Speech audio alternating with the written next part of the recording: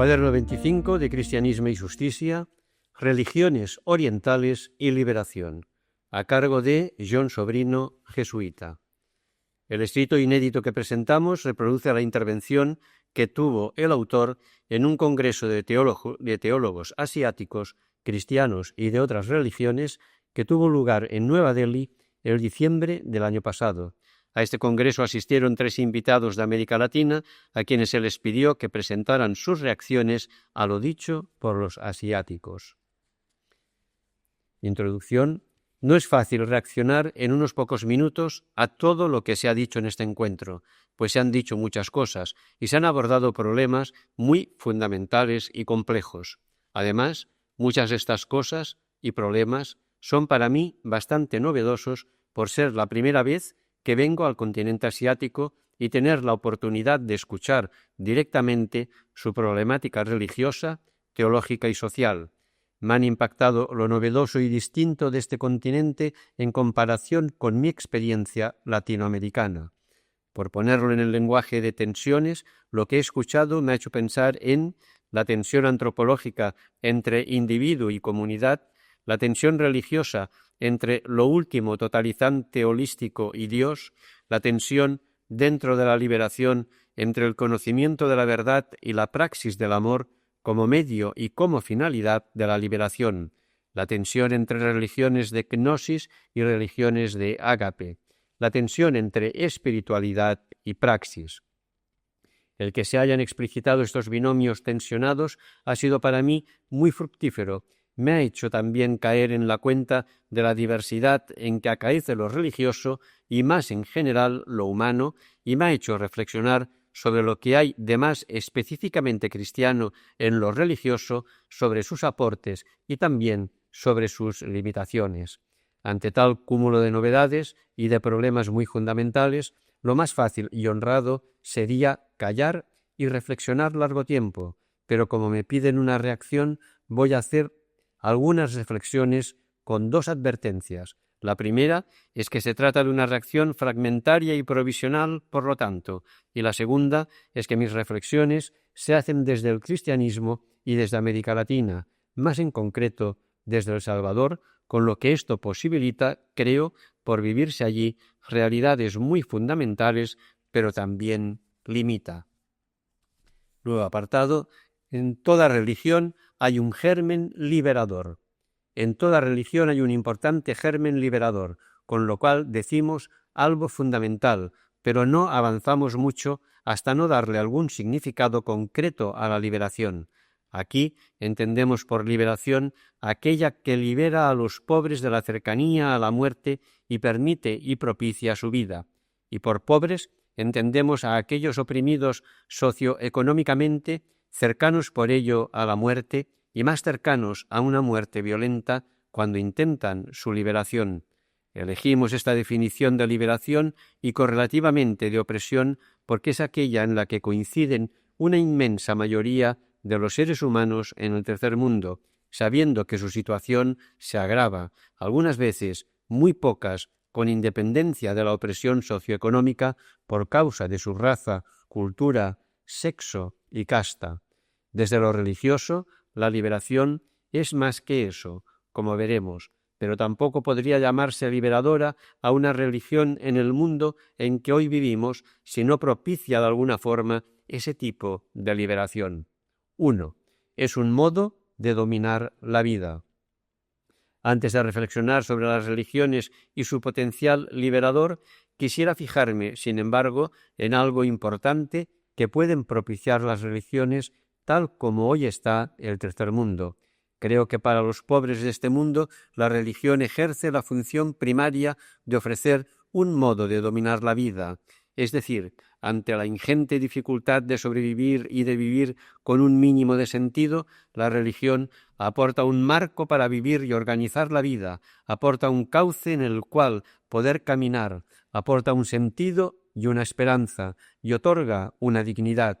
Que con ello nos podemos acercar peligrosamente al opio del pueblo, es cierto, pero la religión no tiene por qué reducirse a opio, al nivel en que ahora nos movemos, que no es todavía el nivel formalmente liberador de las religiones, porque ese dominar la vida se refiere al ya ahora de una vida que hay que vivir, no solo, pues, a una futura vida feliz como recompensa, y de una vida que no solo hay que soportar resignadamente, aunque a veces parece que es lo único que cabe hacer, sino de una vida que hay que dominar. Dominar la vida significa simplemente vivir, y vivir con un mínimo de sentido para que la vida no sea caos total para los pobres. Significa cómo vivir con la pobreza, con la enfermedad, con el abandono, cómo vivir con un mínimo de dignidad ante la indignidad, etc. Mayoritariamente, los pobres se agarran a lo religioso porque en muchísimas ocasiones no tienen ninguna otra realidad a la que agarrarse, ninguna otra de las instituciones humanas que va forjando la historia ofrece a los pobres a qué agarrarse. Como norma general, ni los gobiernos, ni los partidos políticos, ni los ejércitos, ni la administración de justicia, ni la planificación de la economía están pensando desde ellos y para ellos, y los pobres no encuentran en ellos prácticamente nada a que agarrarse. A veces lo encuentran en movimientos liberadores y revolucionarios, pero estos también, por necesarios y justos que puedan ser, tienen sus limitaciones hoy por hoy para la mayoría.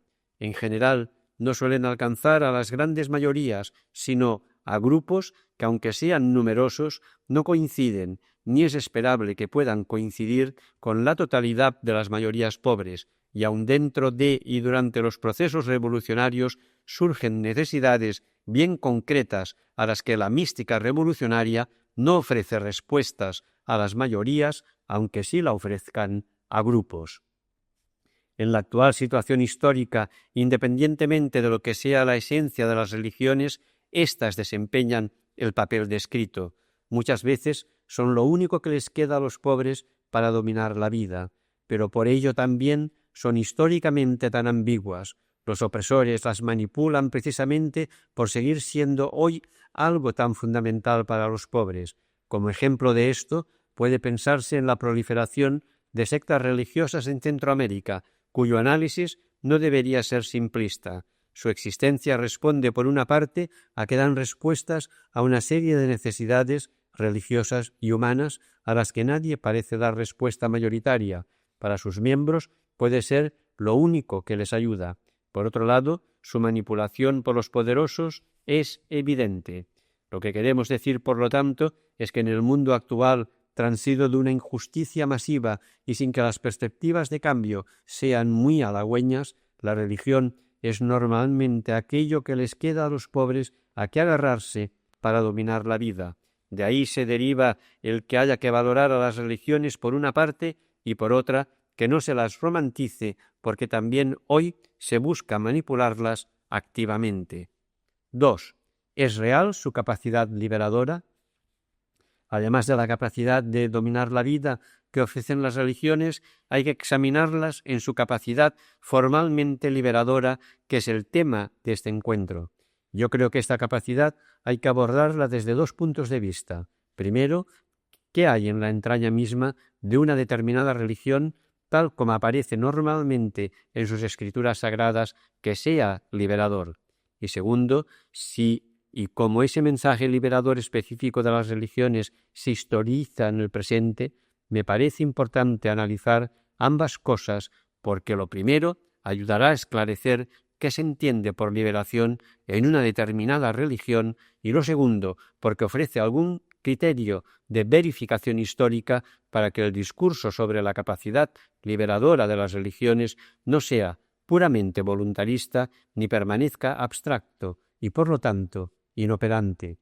Por lo que toca a la capacidad liberadora de las religiones de su propia autocomprensión en sus escrituras sagradas, creo yo que esto es claro en las religiones abrahámicas, ciertamente en el cristianismo y en el judaísmo, al menos en su forma veterotestamentaria, y también en el Islam, tal como lo van exponiendo sus modernos exegetas, ya ha quedado claro en este encuentro. La liberación de los pobres está en la entraña de esas religiones, al nivel cognoscitivo como mensaje central y después como doctrinal, al nivel ético, al afirmar la liberación como el bien que debe ser y que se debe practicar, y la opresión como su contrario, al nivel práctico, en la dialéctica de que la liberación es don otorgado por Dios y realización de los seres humanos, y al nivel escatológico como aquella realidad con que se describe lo último y definitivo. Sobre las religiones asiáticas hemos oído en este encuentro exégesis de algunas escrituras sagradas en las que también es central la crítica social y el ideal de su transformación, es decir, de liberación. El que la liberación esté en la entraña de las escrituras sagradas, aunque en diversas formas y grados, me parece algo sumamente importante de recalcar. Convierte a las religiones, en la medida en que son liberadoras, en la reserva de la historia de la que pueden echar mano los pobres para su autocomprensión, su esperanza, sus luchas y su liberación. En la religión se conserva la lógica de los pobres, lo cual indicaría que tras la religión está el anhelo de vida, que la correlación entre Dios y vida es primaria y que por ello los pobres creen con naturalidad en el Dios de la vida, y en la religión se conserva la afirmación ética fundamental: dar vida es bueno, y lo bueno se define fundamentalmente por el dar vida. Estas reflexiones son conocidas y posibilitadas por lo que he visto que ocurre en América Latina. A mí me da mucho que pensar, por ejemplo, el que liberación sea algo que en América Latina se ha relacionado lingüísticamente con lo religioso a través de la teología de la liberación. No quiere esto decir que no se haya relacionado con otras dimensiones de la vida y de la historia. Existe ciertamente movimientos políticos y revolucionarios que se autocomprenden como liberadores. Existe una pedagogía de la liberación, pero al menos terminológicamente no han cuajado expresiones como medicina de la liberación, derecho de la liberación, ingeniería de la liberación, etc. No se trata, por supuesto, de analizar los fenómenos sólo por el nombre que se les da, pero no deja de ser llamativo que el término liberación se haya asociado en América Latina fundamentalmente a una realidad de tipo religioso. Esto apunta al menos a que en la entraña de eso religioso está la liberación, y quizás a que en la vida real la liberación, como ideal, como esperanza y como exigencia, está mejor expresada para la mayoría y es más actuante en eso religioso que en otras muchas áreas de la vida. Religiones de ágape y de gnosis. A estas conocidas reflexiones quisiera añadir otras que me han surgido aquí al escuchar las presentaciones sobre religiones asiáticas. Solo voy a mencionar lo que más me ha dado que pensar por su novedad en comparación con el cristianismo y también por el desafío que suponen al cristianismo.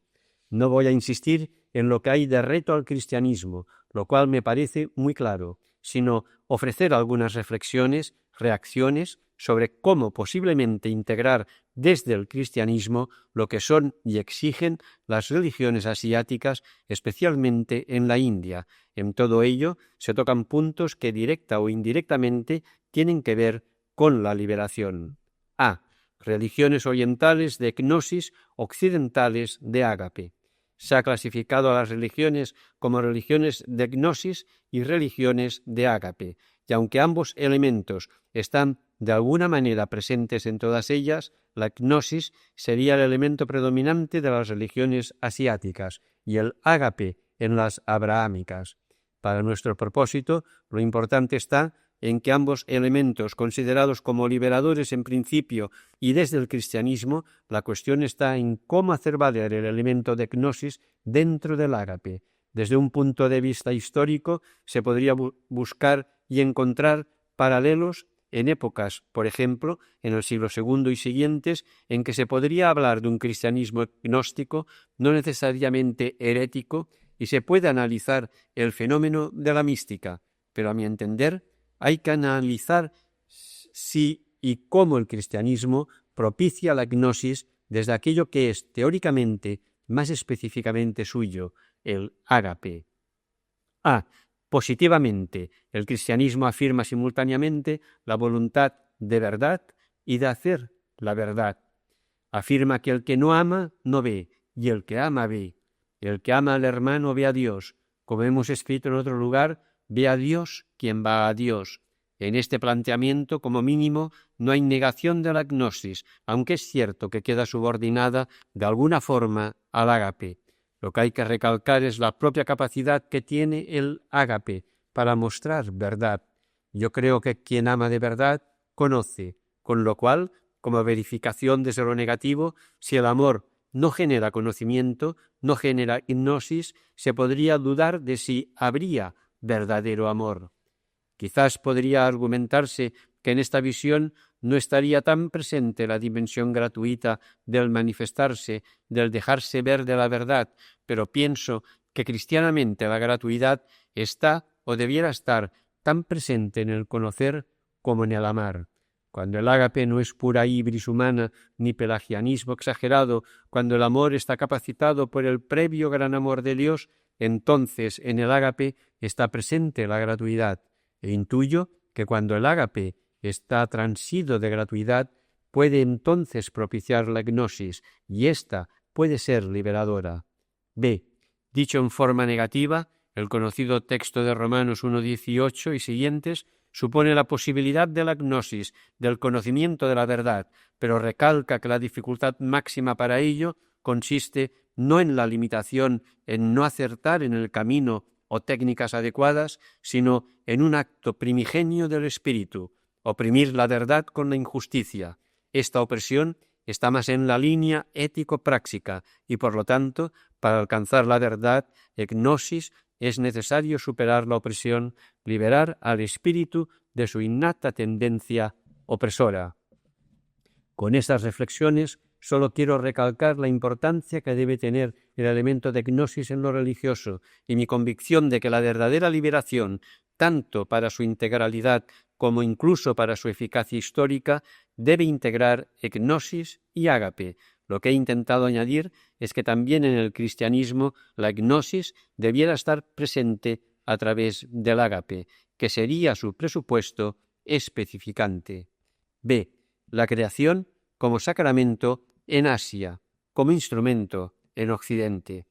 También me ha parecido importante la observación de que para las religiones asiáticas la creación es vista más como sacramento, mientras que para las religiones occidentales y ciertamente para el mundo occidental la creación es vista más como instrumento.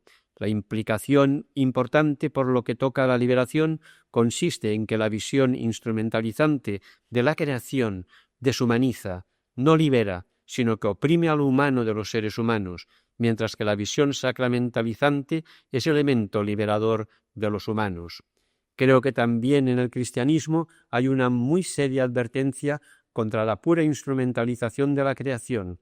Recordando de nuevo el pasaje de Romanos 1:18 y siguientes, se dice allí que en el acto primario de someter la verdad de las cosas se les priva a éstas de su capacidad de revelar a Dios. En nuestro lenguaje se las desacramentaliza y además se entenebrece el corazón de los seres humanos y éstos se entregan a la perdición, es decir, se deshumanizan. Lo que quisiera añadir es que desde el cristianismo, no desde la práctica del mundo occidental, se puede superar la visión instrumentalizante negativa de la creación desde otra perspectiva. Me parece que la visión instrumentalizante, que es muy real, destructora y deshumanizante, es perniciosa porque considera a las cosas como prolongación del individuo y puede llegar a considerarlas para puro beneficio del individuo. Esto último significaría apropiarse egoístamente la creación, pero las cosas pueden y deben fungir también como mediaciones para las correctas relaciones entre los seres humanos, como mediaciones de la justicia, del amor, del reino de Dios. Las cosas entonces se humanizan porque permiten no la prepotencia del ser humano individual sobre ellas y a través de ellas sobre los otros seres humanos, sino porque permiten la fraternidad. Y probablemente, no lo sé, esta visión de la creación como mediadora de la fraternidad facilita también la visión sacramental, ayuda a que las cosas naturales tomen su propia palabra y puedan expresarse en la cultura y en el arte. No creo que se pueda sacar una tesis de la actitud de Francisco de Asís, pero al menos se puede apuntar a su doble apasionamiento por la creación y por la fraternidad. Entonces, las cosas fungen como mediación de la fraternidad, son respetadas en su natural ser y son sacramento en último término de Dios.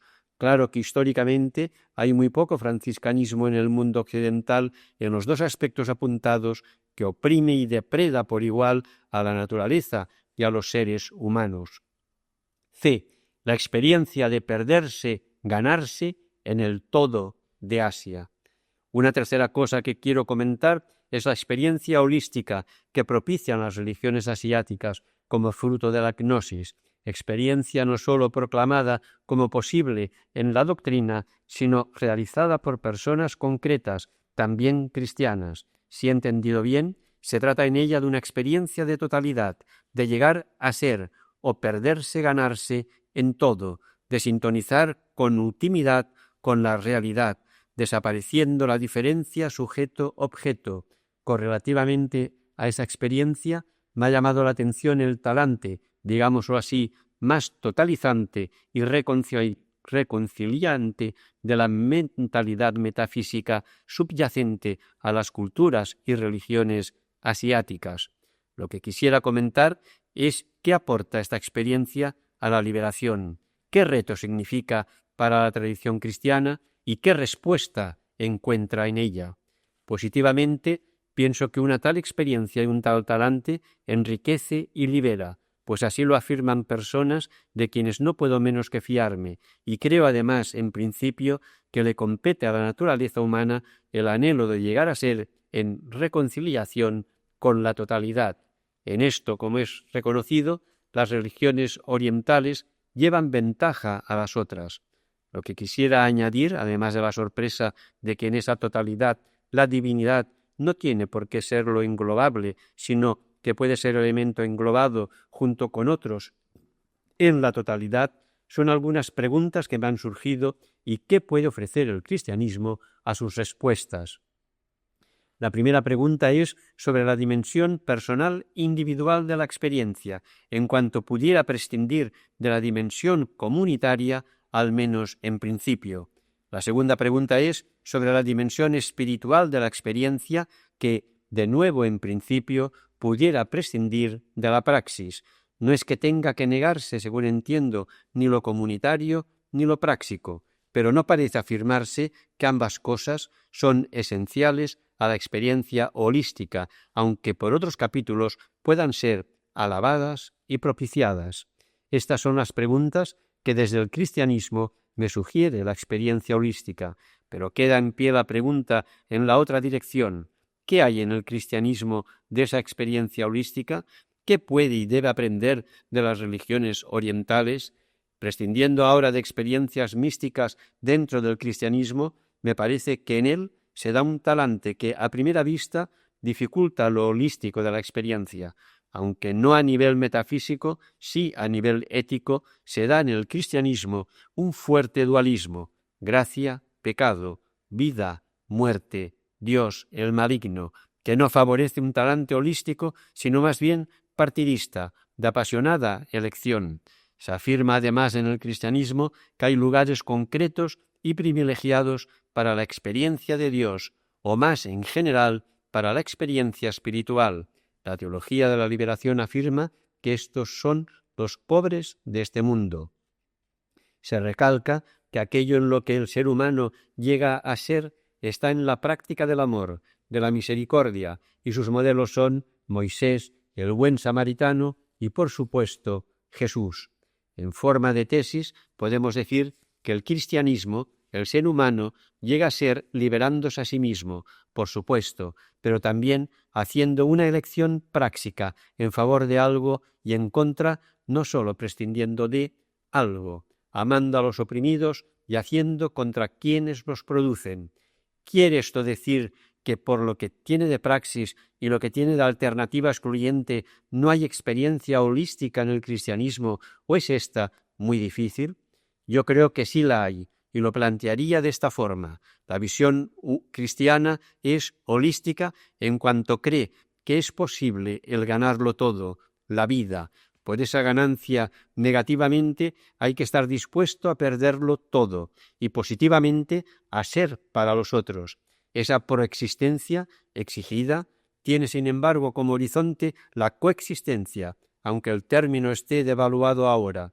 El ser para los otros vive de la esperanza de poder llegar a estar con los otros. En la historia, ambos momentos se relacionan sólo dialécticamente. La praxis de ser para los otros ya es integrada, aunque de forma provisional, a veces fugaz, en el estar con los otros, en lo cual consistiría lo holístico de la experiencia. El cristianismo afirma que sólo al final habrá verdadera experiencia holística, cuando Dios sea todo en todos y cuando la caridad, lo único que permanece para siempre, no tenga ya la forma del ser para sí, sino el estar con. Pero lo que hay de siempre provisional en la experiencia holística no quita que no se pueda dar ya en la historia. Dicho en lenguaje más teológico, la vida de los seres humanos, según el seguimiento de Jesús, incluye el abajamiento de encarnarse en la realidad y en lo más doliente de ella, el anuncio de una buena noticia y su praxis correspondiente, y el cargar con el pecado del mundo que reacciona contra ese anuncio y esa praxis y lleva a la cruz. Pero todo ello se puede vivir con los valores que reflejan la resurrección, esperanza, libertad y gozo. En lenguaje sistemático, quizás se pudiera decir que la forma específicamente cristiana de hacer la experiencia holística en la historia es vivir ya en la historia como resucitados. Esto, que ha quedado dicho de forma tan abstracta, tiene su contraparte real, en lo que yo puedo captar en otros y en mí mismo. Una misa por los mártires en El Salvador, por ejemplo, puede fungir como experiencia holística. Allí se aglutinan y unifican una serie de elementos que, puestos todos juntos, permiten vivir, aunque sea por momentos, en totalidad.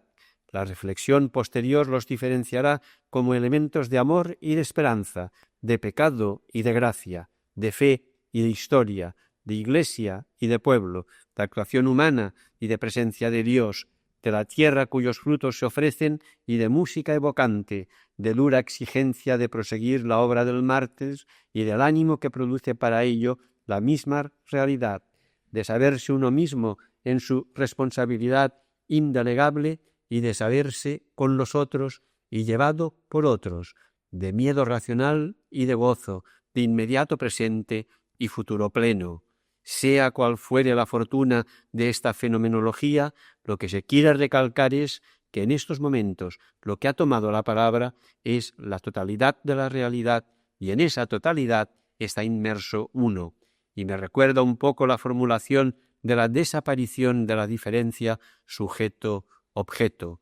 La experiencia holística me parece pues importante y también es importante que la propicien las religiones.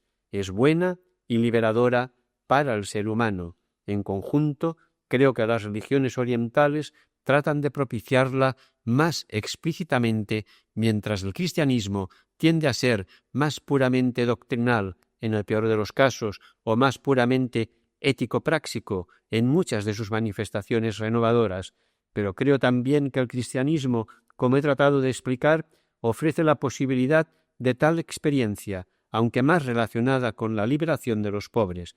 En mi opinión, de esta experiencia, de la cual habla Gustavo Gutiérrez o Pedro Casaldáliga, aunque con otro nombre, vive el compromiso por la liberación, y es esa experiencia la que garantiza a la larga que se mantenga ese compromiso y que sea liberador para los que lo hacen. 3. Una religión es liberadora si lo muestra en el ahora, no sólo en sus escrituras. Con la reflexión anterior hemos querido analizar y revalorizar lo que de liberador y de qué forma hay en la entraña de las religiones. Lo que ahora queremos añadir es que para la liberación real en el presente, el volver al origen fundante, a sus escrituras sagradas, es importante, necesario y útil, pero no es suficiente. Al analizar las escrituras sagradas fundantes desde lo que en ellas hay de liberador, es muy útil y normalmente necesario para la liberación actual. Desde América Latina, es un hecho claro que la lectura del Antiguo Testamento y el Nuevo Testamento, aunque sea una relectura que se piensa ser ahora más fiel a los textos, el establecer su verdad fundamental, ha ayudado en gran manera a la decisión por y a la práctica de la liberación. Y dígase lo mismo de la relectura de la historia de la Iglesia, especialmente la de la Iglesia en América Latina en sus orígenes en el siglo XVI. Mostrar la verdad del origen ayuda a desbloquear actitudes antiliberadoras, a desideologizar y desenmascarar actitudes falsamente basadas en las escrituras del origen. Es muy útil también porque la relectura liberadora del origen anima a la práctica de la liberación y ofrece una dirección, aunque sea genérica y utópica, a dicha práctica, y normalmente engloba la necesaria liberación sociohistórica en un ideal de liberación más globalizante e incluso trascendente. Pero dicho esto, hay que recalcar que una religión tiene capacidad liberadora si lo muestra en el presente. Esto no pasa de ser una tautología, pero es importante recordarlo para no repetir y aun gloriarse sin verificación de la capacidad liberadora de las religiones. Yo creo que se deben analizar dos puntos y verificar si y hasta qué grado existen en una religión para que sea liberadora. El primero es la capacidad de una religión que le venga de su propia esencia y que pueda ser verificada de historizar su origen. En lenguaje bíblico, la capacidad de descubrir signos de los tiempos, la capacidad de historizar la presencia y voluntad de la divinidad. En una palabra, la capacidad de historizarse como religión. Para las teologías de esas religiones, eso significa no concentrarse solo en el estudio del origen, cuya importancia ya hemos recalcado, sino en el análisis teológico del presente en virtud de su propia autocomprensión. Puesto en forma hipotética, si una religión no forzase por su propia naturaleza a fijarse en el presente, o si, al fijarse en el presente, encontrase una absoluta discontinuidad con el origen, esa religión sería hoy inoperante, por lo que toca a la liberación. A mi entender, no es eso lo que ocurre, y las religiones que quieren ser hoy liberadoras encuentran continuidad con sus orígenes fundantes y normativos. Pero lo que se quiere recalcar es que no basta con recordar el origen liberador de una religión, como ocurre, por ejemplo, en buenas exégesis sobre el Antiguo y el Nuevo Testamento en el primer mundo, sin que, de hecho, la religión cristiana se dedique a la liberación. El segundo punto es analizar el aporte formalmente religioso a la liberación.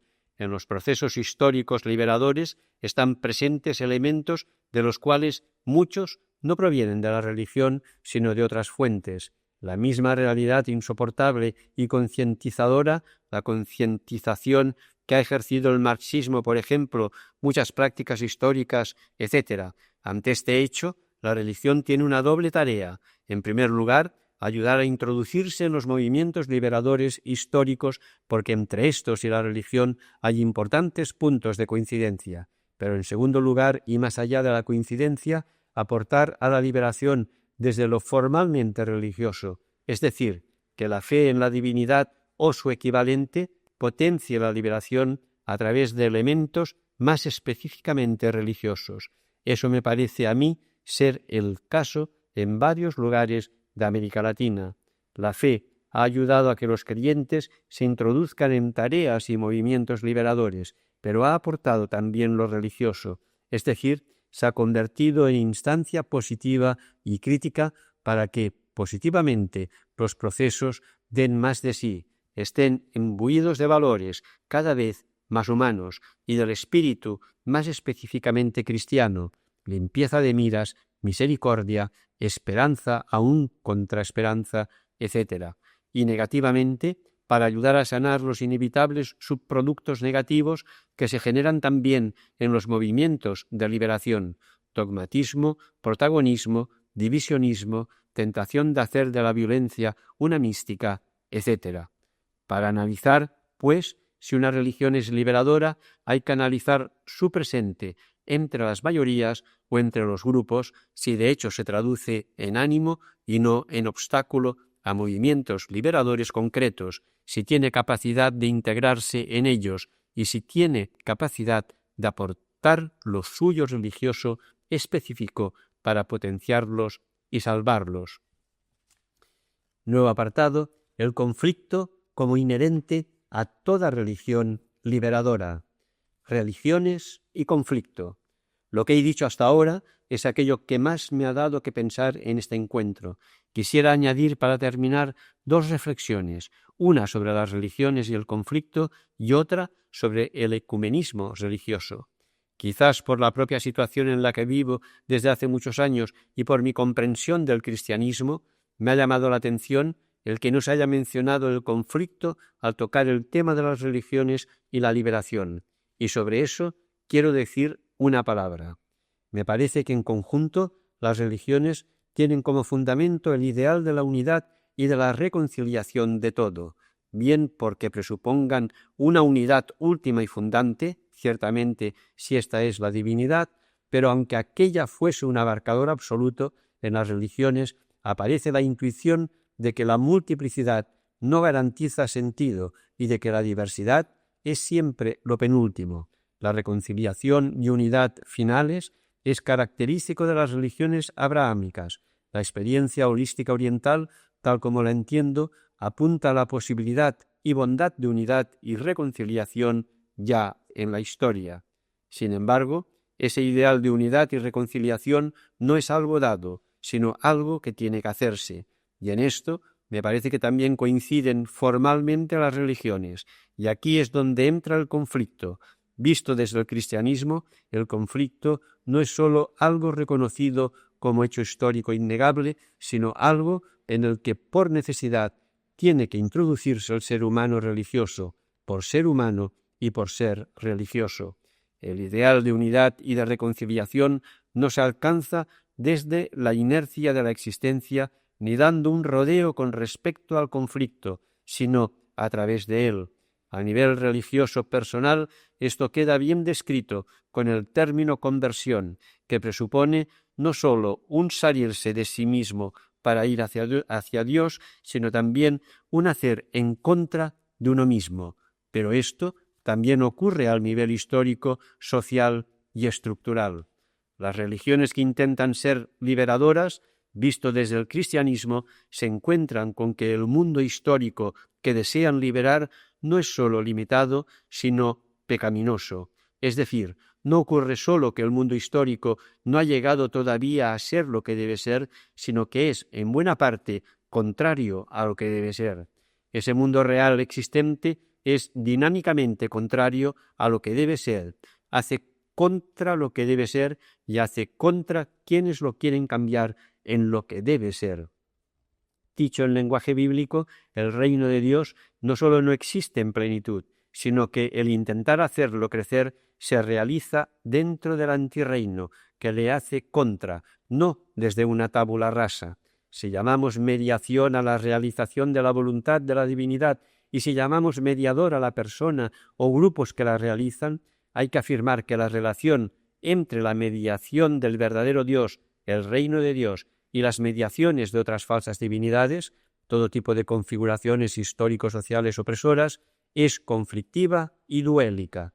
En la historia, esto aparece claramente al nivel de mediadores. Quienes propician la verdadera mediación, el reino de Dios, entran en conflicto necesario con los mediadores de las otras divinidades. Por poner un ejemplo del mundo cristiano, Jesús y Monseñor Romero, Martin Luther King, etc. Al nivel trascendente, esto se formula en la afirmación de que los dioses están en lucha. De nuevo, en lenguaje cristiano, hay una lucha entre el Dios de vida, de Jesús, y las divinidades de la muerte, realidades históricas que fungen como verdaderos ídolos que exigen culto y víctimas para subsistir. Esto se dice para hacer caer en la cuenta que el conflicto es algo connatural a lo religioso, porque en la historia existe el pecado que configura al mundo en forma no sólo distinta, sino contraria a la voluntad de Dios.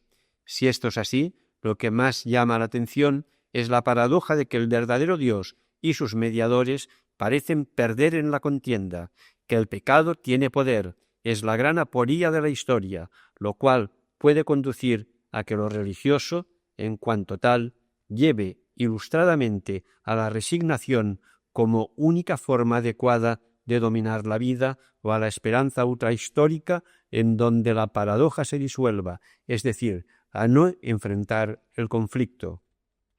Al cristianismo le es esencial, sin embargo, el mantener absolutamente la exigencia de anunciar e iniciar el reino de Dios ya en este mundo, en presencia de y contra el antirreino. El conflicto le es, por lo tanto, inevitable. Típico del cristianismo es la esperanza, muchas veces contraesperanza, de que es posible el progreso en la realización histórica del reino de Dios en este mundo, y la exigencia a una praxis, una y otra vez, por realizarlo. De ahí que ciertamente en América Latina las diversas confesiones cristianas, al ser lo que son, se han encontrado en muy agudos conflictos con los poderes de este mundo, y en esto consiste el conflicto fundamental. Derivada y secundariamente surgen los conflictos al interior de las iglesias, pero no fundamentalmente por razones de ortodoxia y disciplina, sino en razón de su toma de postura ante el mundo. Quisiera terminar estas reflexiones sobre el conflicto con una nota de advertencia. Al afirmar la necesidad del conflicto dentro de lo religioso, hay que tener cuidado de ponerlo en su justo lugar y no hacer de él una mística. Puede, y suele ocurrir, que en nombre de lo religioso se fanatiza el conflicto y la lucha, se introyecta la necesidad de morir y muchas veces en la historia de matar. Lo religioso es un conocido mecanismo de generar fanatismo. Al hablar del conflicto, no estamos pues animando al suicidio ni exaltando lo que hay de sufrimiento y muerte por sí mismos. Pero dicho todo esto, y con esta advertencia, tampoco se puede negar el carácter conflictivo de lo religioso. Animar a la liberación desde lo religioso es automáticamente conjurar el conflicto. Por su naturaleza histórica, unas religiones tenderán a ello más que otras, pero es imposible evitarlo. El aporte de lo religioso al conflicto consiste en acompañarlo con otros valores: misericordia, diálogo, perdón, desfanatización, mística de la paz, y por otra parte, ofrecer firmeza y fortaleza, contar con la posibilidad del martirio, recalcando lo que en él hay de ser víctimas de este mundo de pecado, automática acusación al mundo que da muerte, y de santidad, el mayor amor de quien da su vida por la vida de los otros. Último apartado: ecumenismo de las religiones para salvar al hombre. Ecumenismo religioso. Hoy se repite que para la paz del mundo es muy importante el ecumenismo religioso. Dado que todavía la humanidad es mayoritariamente religiosa, se quiere decir que al menos el ecumenismo religioso serviría para disminuir los conflictos de carácter religioso, pero positivamente, sobre todo, se presupone que en lo religioso, bajo cualquiera de sus formas, hay algo bueno y positivo en que puedan unificarse los seres humanos, lo cual redundará en favor no sólo de la paz, sino de la construcción de mayor justicia, mayor espíritu, etc. Personalmente comparto esta opinión, aunque la historia muestra que no es nada fácil el ecumenismo religioso, sino que muestra con frecuencia todavía un antiecumenismo, de modo que lo religioso también no solamente origina conflictos, injusticias y luchas entre religiones distintas. Creo que entre las diversas religiones debe haber mutuo enriquecimiento, diálogo, complementación, sin pensar que ninguna de ellas, aun aquellas que se autocomprenden como las verdaderas, monopolizan históricamente todos los valores humanos religiosos. Lo que quisiera añadir ahora es el mínimo en que pueden, y en mi opinión deben, unificarse las diversas religiones para que el ecumenismo religioso sea bueno para el mundo. En pura teoría, las religiones pudieran unificarse en algo que no fuese bueno o que fuese incluso malo para el mundo: resignación, guerras, huida del mundo, autoritarismo, y fructífero para cada una de las religiones. Ese mínimo lo voy a presentar desde el cristianismo, lo cual, ecuménicamente hablando, es ya una limitación, pero con la esperanza de que algo ayude.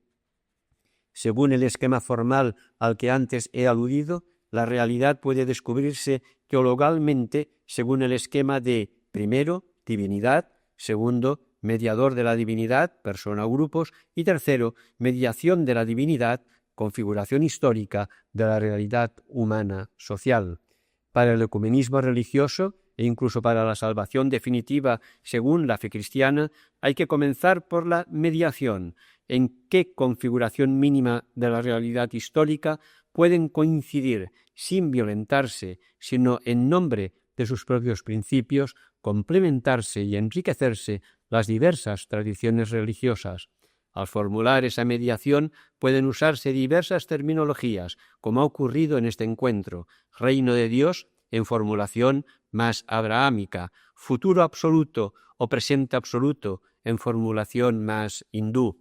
Las diversas formulaciones ya indican diversas comprensiones de lo que hemos llamado mediación, pero independientemente de las formulaciones, en ese mínimo de la formulación debe estar presente la superación de la opresión socioeconómica, racial, cultural, sexual, la positiva construcción de la vida a través de la justicia, de la dignidad, a través del reconocimiento del valor de los seres humanos, de la paz, a través de luchar contra las causas que originan guerras y de resolverlas con justicia cuando estallan, la propiciación de valores espirituales de los seres humanos, sus culturas, su arte, su propia religión, etc. Esta es nuestra posible descripción de la utopía. Al llamarlo mínimo, no nos referimos a su realización en la historia, lo cual sería un gran máximo, sino, con vistas al ecumenismo, a coincidir al menos en la formulación de la utopía, a diferencia de otras utopías no confesadas, pero reales, de los poderosos de este mundo, imperios, triunfos sobre otros, al nivel científico, tecnológico, etc. Coincidir en el mínimo de la mediación es, en último término, comprender el ecumenismo desde los pobres de este mundo. Indudablemente, la comprensión del mediador y de la divinidad influyen en la comprensión de la mediación, pero me parece más fácil y más urgente históricamente comenzar el ecumenismo como coincidencia en la construcción de un mundo más justo, fraternal y humano. Por ponerlo en forma de anécdota y negativamente, recuerdo que en una ciudad inglesa alguien me decía que el ecumenismo entre anglicanos y católicos romanos estaba avanzando, pero añadía que eso no le parecía nada bien, pues estaban unificando a aquellos que, a nivel de mediación, eran más retrógrados. El ecumenismo, en este caso, no beneficiaría, sino que empeoraría la situación de los pobres, y eso lo decía alguien muy interesado en el progreso del ecumenismo. Dicho positivamente, me ha gustado mucho la iniciativa de formar comunidades humanas de base. Esto presupone la posibilidad de unificarse alrededor del humano y de aquello humano que apunta a la mediación más o menos como la hemos descrito. Grupos de distintas confesiones, religiones y visiones ideológicas que coinciden en la imperiosa necesidad de cambiar este mundo de injusticia y de propiciar valores humanos. Al terminar de exponer mi reacción ante lo dicho en este encuentro, caigo en la cuenta de que es verdaderamente sólo una reacción y desde una situación muy concreta y determinada, la fe cristiana y el Salvador. El mundo asiático y sus religiones, en lo que he captado al asomarme a él, sigue siendo para mí, en buena parte, terreno desconocido, con su enigma, su atracción, su cuestionamiento y también su limitación. Desde el punto de vista estrictamente religioso, creo que el cristianismo tiene que estar abierto al talante asiático, aunque no fuese más que para moderar su intolerancia con el talante asiático de tolerancia, y a la inversa, el mundo asiático puede enriquecerse con el talante ético-práctico del cristianismo para que su tolerancia no se traduzca en indiferencia.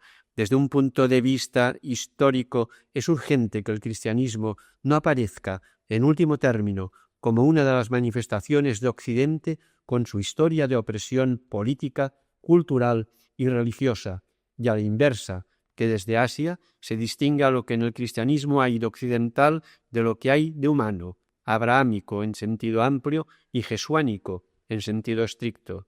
Quizás lo que ocurre en América Latina puede ayudar a captar esta distinción, aunque en comparación con lo asiático, incluso el actual cristianismo liberador de América Latina pueda parecer demasiado occidental. De todas formas, lo más importante de este encuentro es para mí el tomar conciencia, una vez más, de que la situación del tercer mundo exige una urgente solución, que eso es lo que debe mover a la mejor comprensión mutua y unificación de las diversas tradiciones religiosas, ya que cada una de ellas aporte lo mejor que tiene para la liberación. Hasta aquí el cuaderno 25 de Cristianisme y Justicia.